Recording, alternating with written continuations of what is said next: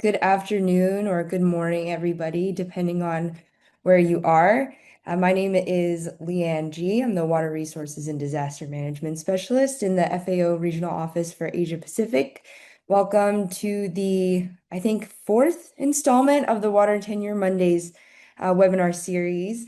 I'm pleased to welcome you here today and also to welcome Dr. Mohamad Mova Al'Afghani, a lecturer at the Faculty of Law, UIKA Bogor, and regulatory consultant and director of the Center for Regulation Policy and Governance. Today, Dr. Mova will be presenting Water for Agriculture, Complexities of Water Tenure Arrangements in the Cimanuk River Basin, case study in Indonesia. So before we get started, I just want to provide an overview of some housekeeping rules. Please note that the session is being recorded. This is so that we can distribute the webinar presentation to everybody later on if they want to catch up on it. Kindly also please mute your microphone and keep it muted during the presentation. We'll have opportunity for Q&A later after the presentation. And if you experience any technical issues, you can pop it into the chat and contact Sofia Ramirez, and we'll be able to help you get sorted out. And then also, we would really love it if you introduced yourself using the chat feature of Zoom. Feel free to just say your name, position where you're from, what organization you're representing. We would love to hear from you. And for the Q&A later on, we'll be using the Q&A box, and the speakers will reply to your questions after the presentation. Okay. So with that, I'll go ahead and get started. So welcome again to the Water Tenure Monday series. As you may know, we are building on the success of the first series that was organized in 2021 to 2022, which engaged over 1,800 participants and more than 140 FAO colleagues from around the world, which is very exciting. This new series focuses specifically on the Asia and the Pacific region, and it's part of the roadmap towards the regional dialogue on water tenure for the region.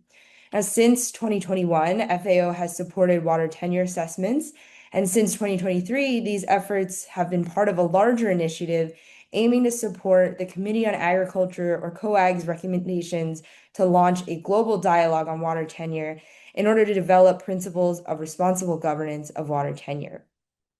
So, as many of us already know, water scarcity is rising across the Asia and the Pacific region, and vulnerable groups like smallholder farmers and fisher folks are often most affected.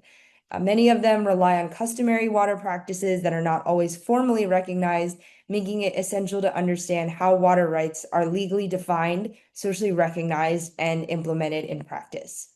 Now, during this session and over the coming week, the next week will be our final webinar in this installment. We will share country case studies, tools, and experiences on how countries have conducted water tenure assessments and how this has strengthened the understanding of rights allocation and highlighted water tenure, as well as its role in sustainable and equitable water governance. So in this series and today, we will explore some questions such as how is water tenure studied and assessed? How does it link to governance and other resources like land, forests, and fisheries?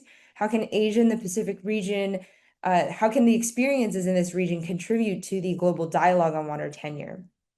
So our goal with these webinars is to foster dialogue, share lessons, and build a common understanding across the region, and paving the way for the upcoming regional dialogue, which will be held in May 2026. So thank you for joining us. We look forward to a very lively and interactive session, and thank you to those who are joining us for the first time in this series, and to those who have joined previous ones before. So with this in mind, I'm pleased to introduce Dr. Mova Al'Afghani. Dr. Mova is an international legal advisor and scholar with expertise in the fields of water law, human rights, and environmental governance. He holds a PhD in water law and governance and has over 15 years of experience in policy development, regulatory reforms, research, and advocacy. Dr. Mova has a diverse array of publications in different areas of law and has contributed to policymaking at the national, regional, and international levels, including the water tenure assessment on the Cimanuk River Basin, which we will hear about more today. So thank you for listening to me yammer on. Dr. Mova, the floor is yours. Thank you, Leanne. I suppose you guys can hear me loud and clear. Okay, excellent. Can perhaps we can display the presentation, Sophia?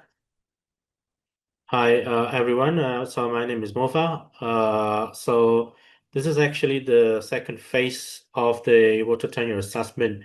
We have conducted the first phase that was during COVID. On the national scale. And so for the second phase, we are focusing on the Cimanuk River Basin. Can we have the next slide, please? Yeah, so I would like to begin today's presentation sending our thoughts and prayers to the victims, survivors, and volunteers of the November-December 2025 Sumatra floods triggered by the tropical cyclone Senyar. I also hope I personally have been trying to do things, but not organizationally yet, as the situation, some say that it's quite devastating, even more compared to the tsunami. So I hope there's probably something that we can do together after this. It will take a lot for the reconstruction. Next slide, please. Next slide. So, colleagues, um, this is the assessment that we conducted in the second phase. The river basin area is the Cimanuk River. It is located in the West Java province. And the Cimanuk River is one of the largest irrigation area. Rentang here, Rentang irrigation area is considered one of the national food stock area, which is very important to the government's food resilience program, because I think food resilience is the one of the most important program for the government now. Next slide. And addition to the Rentang, we also conducted assessment at the midstream of the Cimanuk River Basin, which is the Kamun irrigation area. And so the BBOS here is the River Basin Organization of the Cimanuk and Cisanggerung, and it's has jurisdiction over several agencies in West Java and also in Central Java, and also that the Rentang irrigation area is has around 768 water user association. Next slide, please. So this is the methodology. It's actually written here until April, but actually we still have interviews with disabled communities and women just for the last 2 weeks. Uh, but the research has been ongoing since December, so until actually the last 2 weeks still ongoing. Next slide. Yeah, so we conducted in-depth interview in the 3 villages, but also we interviewed and look at the water tenure situation in two regencies, which is in Indramayu and Majalengka, or both regencies are in the West Java, near to Central Java areas. Next slide. So this is the participatory method that we have conducted. So we do community mapping and photo voice. So we ask the community to highlight which areas they considered most important and contentious by using Polaroid cameras and also drawing and mapping. We also do drone mapping and also and actually I'm going to share here that we can have a look at the uh, task map.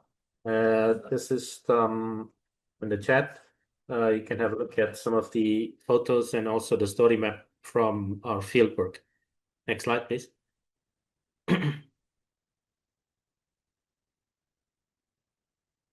Okay, I think we can go next slide. Yeah, so just to give a little village context, these like the Chanko village and the Sukagumiwang, for example, they are actually nearby villages, but we can see that they will have different tenure conditions. So there are more informal tenures in the Sukagumiwa. And Pakuburum village is actually in the midstream location. And we can see that we also have some problem there with informal tenure. Next slide. Yeah, this is just some of the pictures of the irrigation network uh, that we found in the Chanko village. We have a modernized irrigation network. In Sukagumiwang, we have it's not as modern as the Chanko village.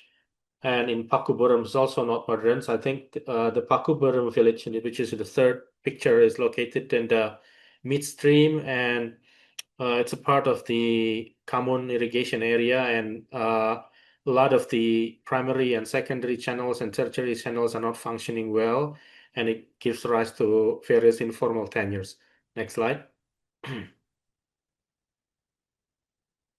Yeah, as you can see, this is the irrigation map. The nodes that you see in the maps are water gates. So you can see there are various water gates there from the upstream to the downstream. Next slide. So the group one in Indonesia, we have in this Rentang irrigation area, we have uh, group one until group three. Group one is the one who's receiving water first, and then group T is the later in terms of priority. And this common irrigation map is on the midstream area that we've told before. So we conducted research on this red box where we are zooming in our research area. Next slide. Okay, I think the first thing that we like to discuss is power and accountability in agency tenure. So agency tenure is the tenure which is controlled by governmental authorities such as the River Basin Organization. Um, So we're talking about people who are controlling the water gates, and it's very powerful tenure, we could say, because they could determine who actually gets flooded or not get flooded, and who actually gets water or not getting water during the drought season. So here there were some complaints. When some of the area was flooded during the rainy season. So there are some highlights on that, and I think the finding is that it's difficult, but the decision as to why some certain areas needs to be flooded and certain areas gets the water is something that requires accountability and transparency. Although in terms of flooding, sometimes this is like a decision which needs to be made in a very quick situation. So, but this is raises some accountability issue, as you can see from the text. Next slide.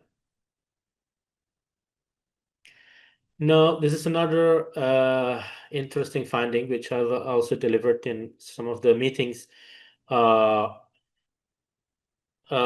Actually, the findings here have been corroborated. We can see in another slide. So we interviewed the farmers, we interviewed the RBO official, and we also have a validation FGD at the end.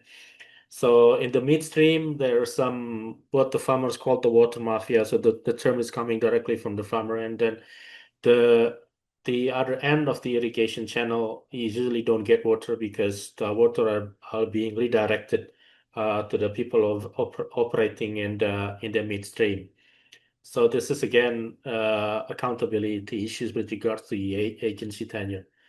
Next slide.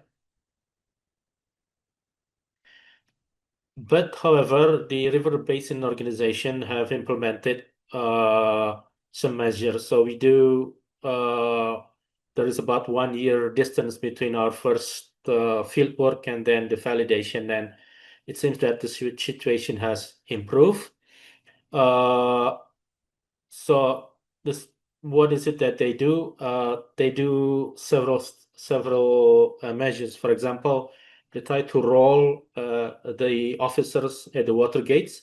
So rolling, so not one person in charge of water gate for so long time, but they have to roll it into other water gates. Otherwise, because otherwise, if they are accumulating, as the longer they are stationed at one water gate, they will start accumulating power, and it's not good for the accountability. So they start rolling them, and then the River Basin Organization also take over some of the responsibilities. I think most of the responsibilities from the local government, and then they also hold an ethical committee and receive complaints from the farmers. So the ethical committee uh, have could provide sanction for the person involved in the water gates if there is something wrong. So I think this is a very important findings and resolutions that we can try um, in solving the water mafia. So the head of the River Basin Organization also said in his presentation that water scarcity is not only about technical scarcity, but it's also about people and about governance. So there could be scarcity which is caused not because of the lack of the water, but also some people are directing or redirecting things in the midstream. So this is something that we need to pay attention to. Next slide. Now, next slide. Yeah. Uh, so the Chanco irrigation area, if you remember, it's quite sophisticated. It's already been modernized through the Rentang Irrigation Modernization Project. Mm, but in other irrigations areas, they are not as sophisticated. And because of the primary and secondary canals and tertiary canals have been not functioning, these caused the proliferation of informal tenures. So what they do is essentially abstracting water uh, from the canals or from water bodies, which is not actually assigned to them. So, um, so the findings here is that the more irrigation channels are becoming neglected, then the more the informal channels are rising. But on the other hand, we can see that the organizations of the informal tenures are actually quite good because they have a pumping system and they have a quite well organized pumping system uh, in the midstream area using diesel pumps, but is actually very quite well organized also in terms of the scheduling and the allocation.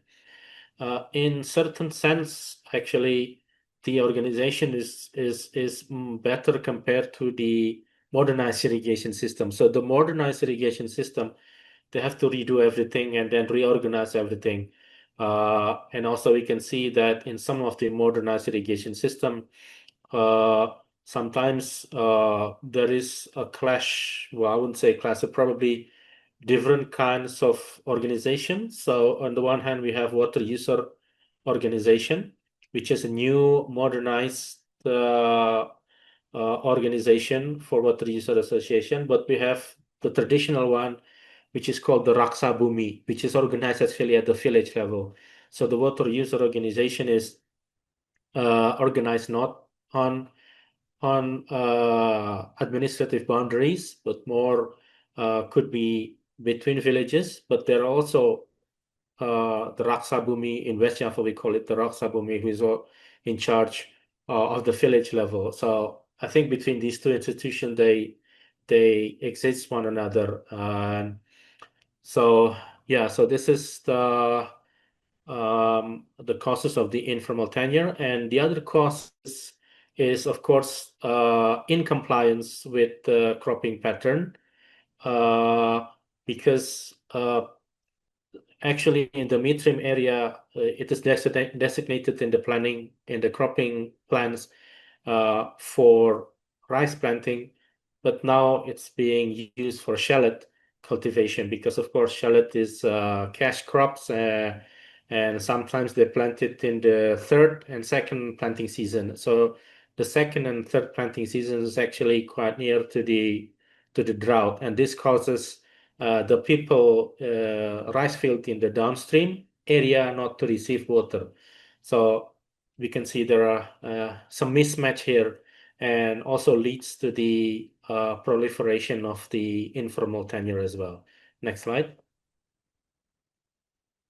So this is how the informal tenure are proliferating. So we can see here paddies which are not served by irrigation channels, usually during the dry season, then uh, they would just abstract water using the pumps, as you can see the one here below.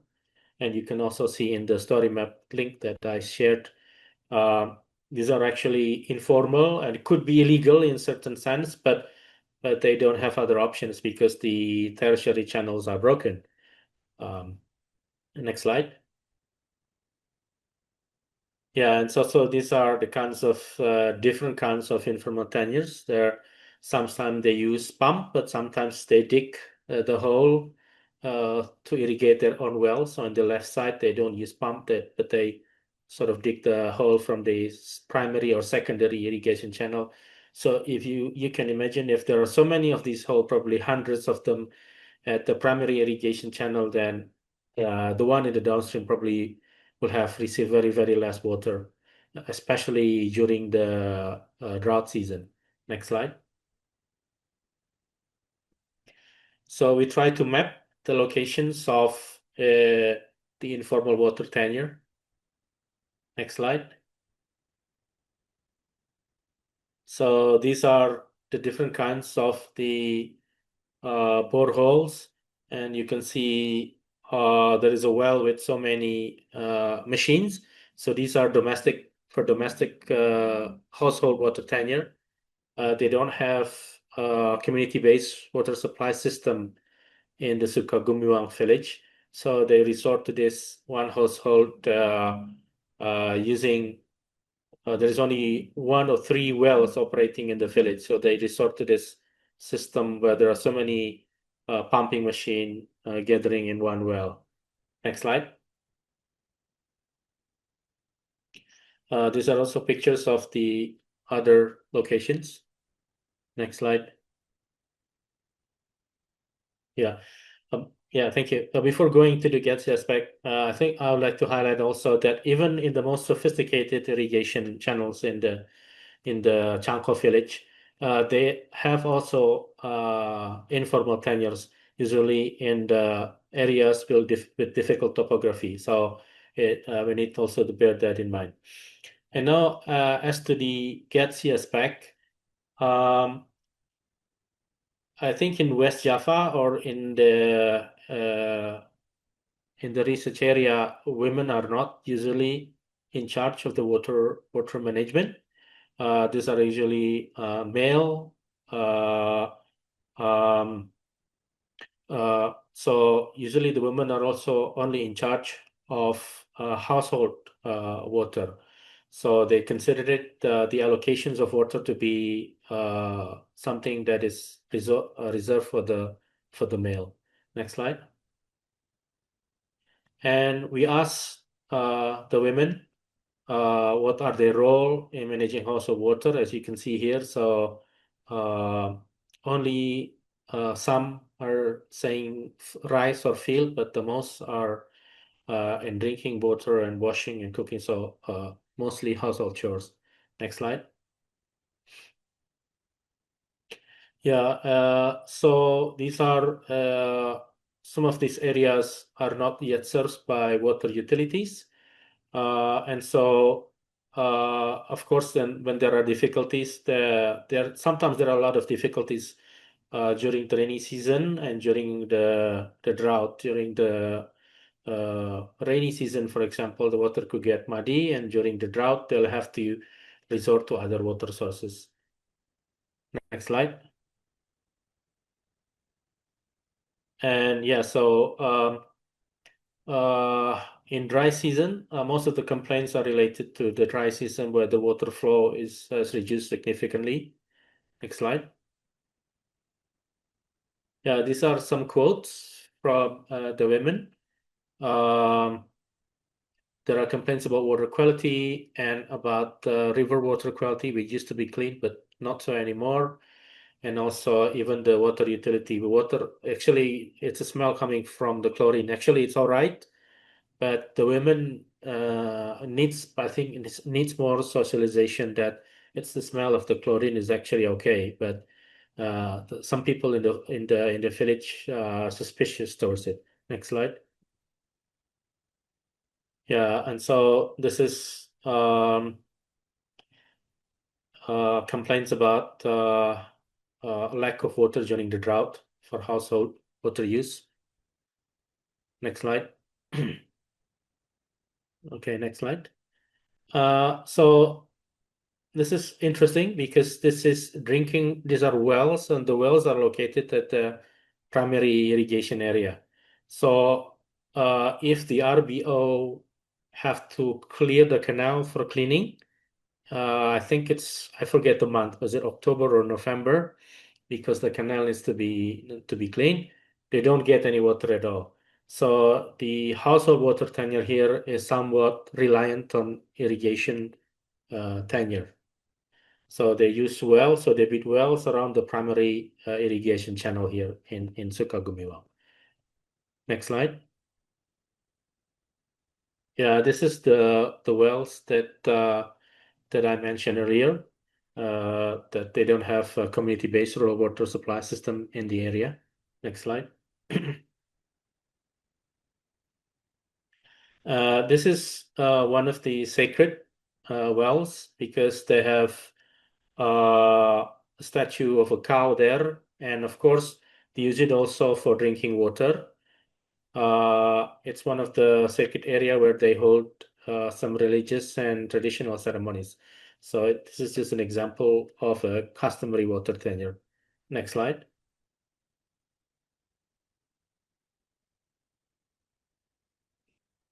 Okay, we can go to the next slide. Yeah, so this is some of the complaints from the drinking water utility because they say that it's hard for them to obtain a license, whereas they think that industry is easy to obtain license, which is I think it's partially correct. And also, oh, I only have 5 minutes left. Okay, can we go next slide? Thank you. Sorry, there's so many findings. So next slide. Okay, maybe just allocation and conflicts. So the gates are really the points of where conflict occurs. So people could be coming, especially during the drought season, people could be coming there with machetes. And there have been also physical conflict happening where they cut the borehole and the pumps and also the hoses that is used for abstraction. So we see that there are discrepancies sometimes between the planting schedules and also between the water allocation. So in the water allocation, they say they have to receive water because it's by schedule, right? The water is by schedule. But then when the farmer expects water to come, they just wait, and then there's no water coming. So they use a patrol that they go to the upstream and then they investigate what happened to the water there. And sometimes the water are being abstracted by the informal tenures, as I said earlier. So this they have a water patrol um, every drought, and we have identified some of the hotspot of water gates where it can occur. So sometimes the water is being shut, but then people come and destroy the locks and the padlocks, and then they divert it to their area. So these hotspots we try to identify, and the River Basin Organization is, of course, aware of that. Next slide. Yeah, next slide. So these are the factors influencing water allocation. Sometimes they have earth rituals, so they have to do the ritual first, and then they irrigate the water. But actually, on the cropping pattern, actually it is their schedule to start planting, but they will not plant unless they do the ritual first, for example. So this is where discrepancies arise, and then there are rats infestation. Some farmers think that they need to have more depth to irrigate their water. So they take more water, so have to have more depth so that the rats will go away. And this has created some conflict sometimes between one block and another. And also, of course, solid waste is a problem because it blocks the irrigation area. Next slide. Yeah, so these are the mismatches between what the farmers really needs and how it's actually being allocated uh, at the implementation level. So there is an assessment conducted by the River Basin Organization, but sometimes I think the input is that the assessment is a bit too rough because they just distribute the forms, but it doesn't really reflect what the farmers really need. And then, uh, uh, yeah, and then also the cropping patterns. Sometimes we have concerns of the corruptions and everything on the allocation. Uh, and also politics could also implement allocation because if there are political season, and then the head of the villages or the head of uh, the Chamat, the district area will try to make sure that their villages get water. So these are some of the mismatches. Next slide. Then I should probably okay, maybe we can go next slide. Yeah. Okay, just the last one on Bribus phenomenon. So in the midstream, uh, the land is usually leased to shallot farmers, which is coming from another province. So this is the nexus between the land tenure and water tenure. And this usually occurs during the second and third planting season. So if I mentioned before, this also disrupt the cropping pattern because in the cropping plan, it is usually designated for rice, whereas shallot requires a large amount of water.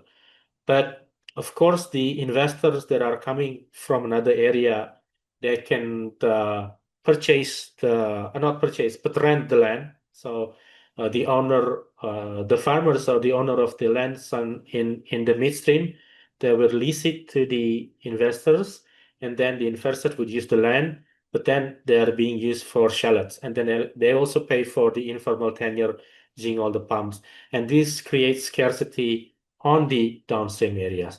So I think I should probably stop here and leave it back to Leanne for discussion. And apologies it's taking too long. The floor is yours again, Leanne. Thank you. Yeah, thank you so much, Dr. Mova. That was incredible. Also, no apologies needed. You were right on time. I know there was a lot to get through, and congratulations again on finishing the water tenure assessment. Um, so everybody, I invite you to put your Q&A, your questions in the Q&A feature, or you can just put it directly in the chat. I see a couple coming in already, but I am going to actually selfishly take this opportunity to ask my question first before I hand it over to the rest of the participants. So my first question, actually, I'll just keep it to one. But earlier in your presentation, you had mentioned the water mafia and how water scarcity is also caused by people and governance. And so I'm curious to know about some of the legal frameworks that you found that are in place that should have protected people against kind of this water mafia phenomenon going on. And if those frameworks exist, are they, what's the enforcement like? Are they there, but just so obscure that people aren't sure how to access them, or is there no framework in place? Thanks, Leanne. We have a general framework in place, of course, with regards to corruption and bribery, for example. But the thing with the mafia is sometimes it is elusive because it is a coordinated effort of people guarding several water gates. Um, uh, but what can be done is probably to improve the governance at the river basin level. So the FAO water tenure analysis have a tenure governance framework in terms of one, for example, publishing the allocation and the schedules to online to the farmers, for example. And secondly, uh, opening up complaint mechanism from the farmers to the River Basin Organization. And then the River Basin Organization could uh, directly investigate what happened, why is water not flowing into that area. Some of the modernized system have cameras in them, and they have like automated water gates, but this is a very, very big investment. I think we could resort to for other irrigation areas which has not been modernized. We could probably resort to more cheaper mechanism through by WhatsApp, and then of course uh, a complaint mechanism and also actions from the river basin area. So this sort of like tenure governance and tenure enforcement, you've been allocated with the tenure dimension would be the timing, right? This is your schedule, but no water coming out, and you can complain. Maybe there is no water, but maybe the water goes somewhere. So this is that could happen. Yeah. Back to you, Leanne. Yeah, thank you so much. Julie, I see you have popped a few questions in the Q&A. Do you want to unmute yourself and ask them yourself? All right, thank you very much. First of all, million thanks for an excellent presentation. It was really riveting. I had many questions in my mind when I was hearing you. First of all, can you detail more how you define the modernized status? Who decides that there will be modernization? Who decides what will constitute modernization? Do the local people participate, etc.? I know I'm asking if you are going to give a full answer, probably you could speak for hours, but the main points, if you don't mind. Second, could you detail the social composition of the various user groups? Because your map is fabulous. That's exactly where we should start with this kind of map with all the gates. Is every user group depending on every gate, is it the same social composition or is it different? Are they all the same ethnic group, or are there other social differentiations that we should bear in mind? And the last question is the investors you mentioned who come and rent the land. I see this also at the other end of the world where I work. Thank you for bringing it in. Are they local investors? Do they come from the city? Do they come from abroad? Can we hear more about those investors and how local people react? And something I didn't put in the Q&A, but this is an invitation. A lot of what you are saying really speaks to what I see when I study water tenure on the field. I specialize in the Arab world, especially on Palestinian territories. And this is an invitation. I work for the CNRS. We have international projects we can apply for. I would love to work with you. So this is just an open invitation. Thank you, Julie. I think I should answer Julie's question first before I forget. The first one is on irrigation project. I think, my opinion, there is Pa Amron here also. He's a quite senior, was the Director General of Public Works. Maybe he can chip in some answer too. My observation is pretty much a top-down initiative. So they decide which one should be modernized. Uh, the farmers are happy with the modernization. Uh, and then when we invite all the farmers from the downstream to the upstream, because the farmers who are modernizing still have some complaints, of course. But then when they see, oh, it turns out that there are other areas who are actually worse than us in the downstream, and then they began to understand. So I think there is a use of actually trying to get people from the upstream to the downstream together in the same room, as you can see in the last one of presentation, because they understand, oh, we should not just divert, we should not be greedy about water, because they don't see, when they're in the village, they don't see this whole stream as like a holistic thing. They just see they need their villages to be irrigated, and we have rats. We want the water to be a certain depth, for example. So with regard to modernization, yeah, that's pretty much top down. And I have questions also in terms of the maintenance. How is it going to be? The cost of modernization is quite enormous, but the maintenance cost is actually huge, especially in our legal system. Um, I think the tertiary is now, the government is in charge again of the tertiary canal, but it has been proven very, very difficult to get farmers involved in maintaining the tertiary canals. So in some way, I think the non-modernized one, strangely, is able to have like a more bottom-up organization infrastructure, or goes actually informal. But the modernized one is struggling with with the new system. So probably there is an institutional issues there that we need to investigate. So that's the modernization. The second one is about the social composition of the people. They are primarily of the same ethnic group because they are West Java people, but uh, the rice fields are operating because they have like three groups: the first priority land, second priority land, and third priority land. So for the third priority land, for example, sometimes they don't get water during the second and third planting season. So the value of the rice, I mean, if you want to sell it, is also depending whether they will get water or not. But this is different. This is the modernized one, because in the modernized we have a structure, uh, but in the non-modernized one, they can just take water from the stream and then irrigate their land. Some people say, well, actually, I get water faster before it is modernized because I could just pay and then I get the water. Here, gravity and everything, so we have to wait for some weeks before we can get water. So there is an effort in terms of re-institutionalizing the farmer. But in terms of attitude, they are primarily the same. The third, with regards to the nexus between land tenure and water tenure. Uh, so these are the people coming from Central Java, from the region known as Brebes, and it's quite famous for the shallots.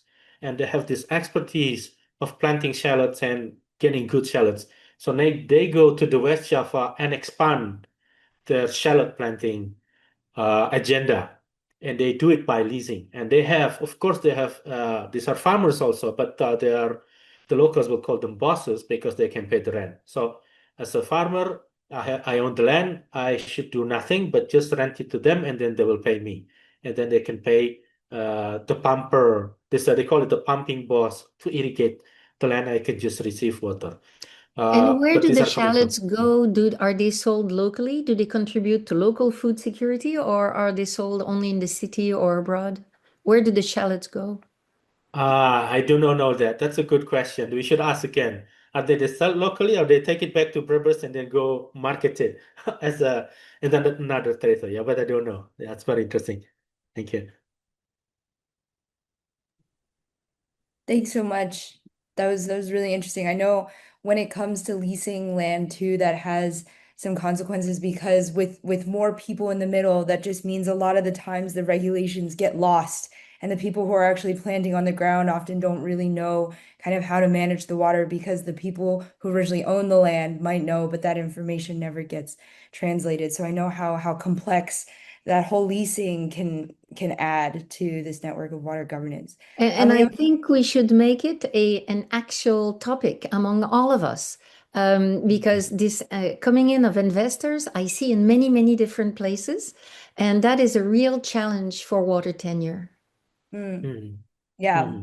you should definitely come to our webinar next week then, which will focus on Thailand and has a durian case, which is also It's very pretty much the same. valid. But we have a couple more questions in the chat, and I just want to be conscious of everyone's time. Sophia Espinosa, I saw you asked a question. Do you want to go ahead and ask live, or I can ask?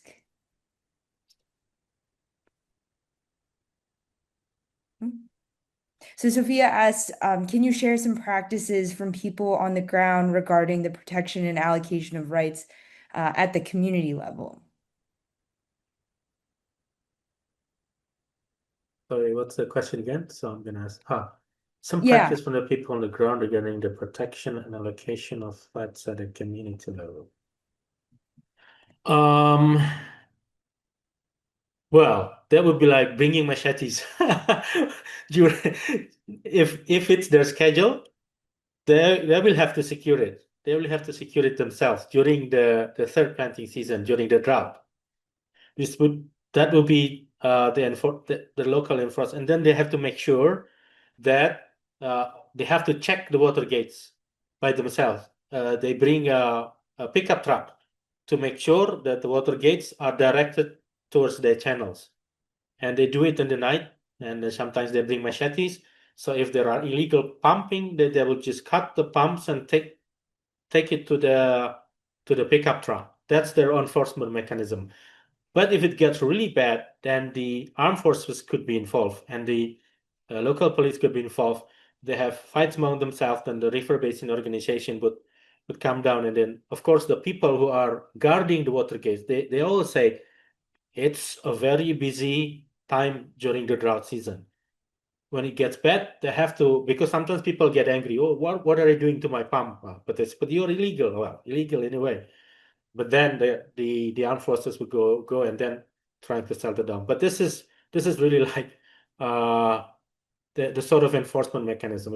I think so. The property right is really on the schedule. We have timing from this hour to this hour every Monday, for example. If nothing comes out on that, then what happens in the middle? Sometimes it doesn't get answered. And when I asked the head of the river basin organization, because Cimanuk is one of the best river basin organization in Indonesia, and what's the compliance rate between the cropping pattern and sexual allocation? And the head told me probably around 60%. So you can imagine, I think, what would be the rate in other river basin organization. So I think, we need to improve these sort of like property rights and enforcement towards tenure. Otherwise, it's an insecure tenure, especially during the drought season. Hope that answers you, Sophia.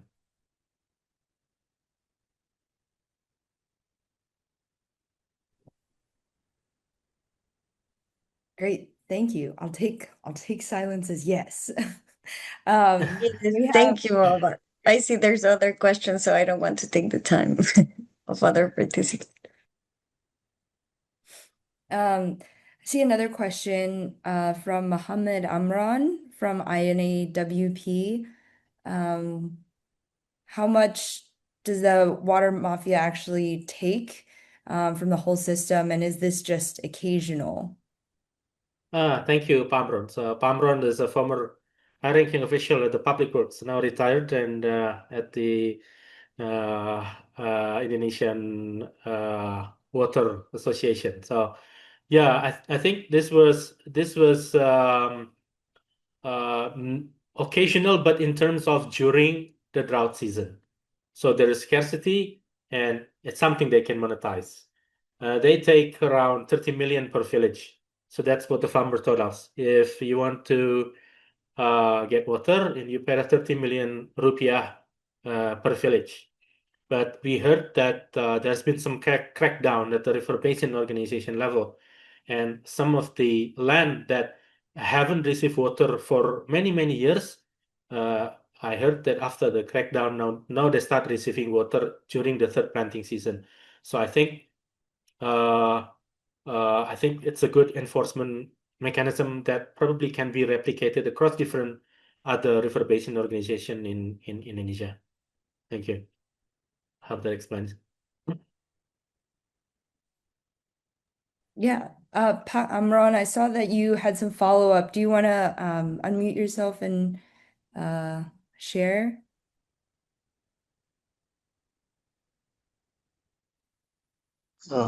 Okay, may I say something?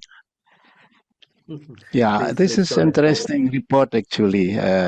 So that we know in the field that there are some discrepancies in the water allocations, especially in a small area or small village like that. But since that the water system for rural populations usually it's not exist. So totals, I think, in Indonesians national figures is about only 22 of the national population get supply water from pipe water. So is that why people mostly get from their own well? And then some of regulation, sometimes if it is deep well, have to get license for that. So this is the situation actually. So maybe the report is also, I think, give warning to us that we supposed to serve better to population or to community.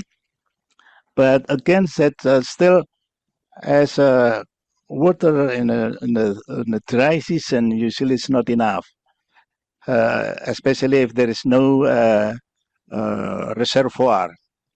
In this case, in Rentang area, there's enough water actually for what we call it, maybe not now is trying to reach only 180 to up to 200.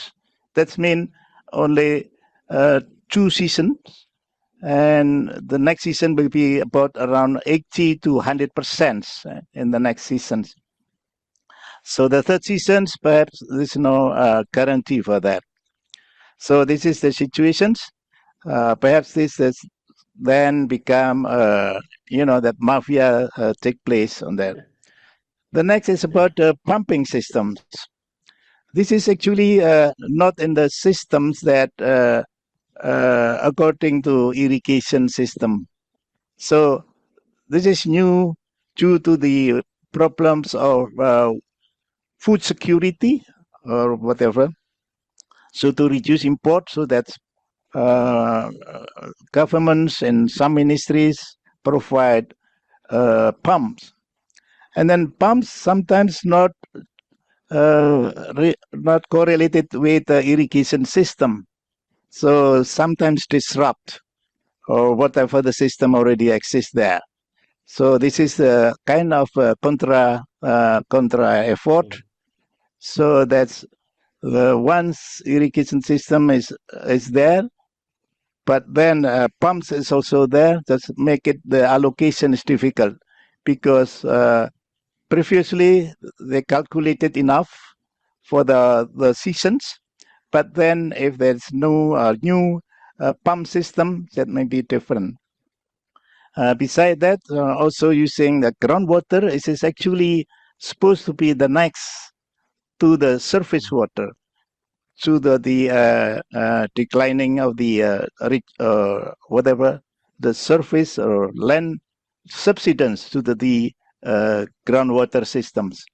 So the land subsidence, have you heard that many in North Java, coastal or North Java, already sank between 1 centimeter or 10 centimeter a year. So this is problem. So that's kind of banning the use of groundwater, especially deep groundwater. This is additional. I hope that can explain a little bit for the situations. Thank you for the time for me. Thank you.